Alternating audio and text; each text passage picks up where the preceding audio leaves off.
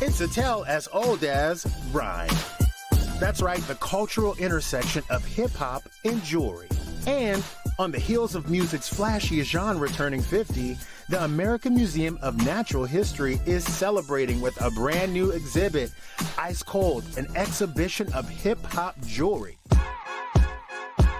And there's one woman behind this all. Her name is Vikki Tobak, and she's been working in the industry since the early 90s. Vikki wrote Ice Cold, a hip-hop jewelry history, and then she took that concept to the museum, where she's now guest curating for this exhibition.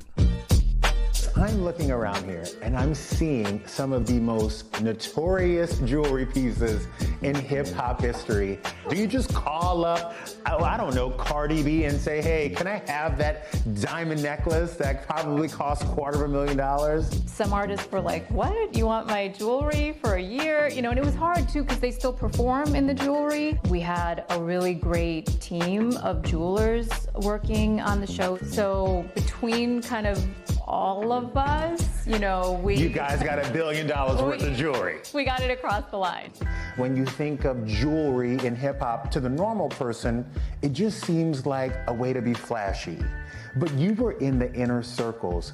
What did those pieces mean to those guys? It's brotherhood, it's affiliation, it's earning your place in music and culture. Yeah. And it's conveying to the world who you are, which is an act as ancient as time. The pharaohs of Egypt, just like the kings and queens of the world, hip-hop used jewelry to convey status, success, identity, all of that. So it's just really a continuum. Is it crazy how much audiences want to be a part of that? The history of hip-hop touches so many generations. And I think the opportunity to bring science to audiences in a different way is really fun. And guys, speaking of fun, I got to meet Alex Moss. He is the dude behind many of the pieces in the show for artists like Drake and A$AP Rocky. So I gotta know, how does this process even start? Someone like an A$AP Rocky, we have a really good creative synergy, so we'll just cook up an idea. Some other people, they have no idea what they want to do. They don't know what they want until they see it. How do you talk to these people about the B word, budget? There's something in the air when it comes to budget. When they come work with me, there is no budget. This is crazy because we are here at the American Museum of Natural History. There's a T-Rex in here. There is like every artifact, and your 31-year-old self, I'm gonna just say that, is also here. You have pieces in this exhibition. This one is actually one of my favorite pieces I've ever done. This is very early on, maybe month 2 or 3. Tyler said, I want to do this insane piece for my album. And I really got to give him props because he was one of the first people to believe in me.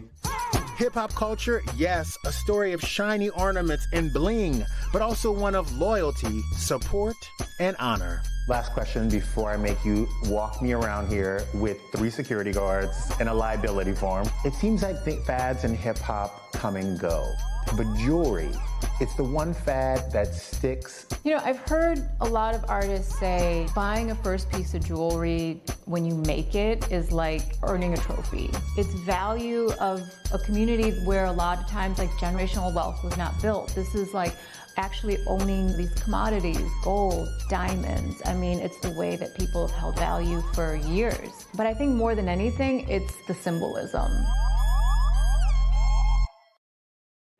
I mean, all that money in one place and all that history. And the craziest thing is that Vikki actually said that a lot of the artists came to the museum on field trips as kids. So to have their jewelry displayed in one of the most iconic museums is pretty special. Really special. Thank you, Justin. Ice Cold, what a great name, too. Ice Cold, an exhibition of hip-hop jewelry, is at the American Museum of Natural History through January the 5th. And you can catch Justin, of course, weeknights at 11 on our sister network, E!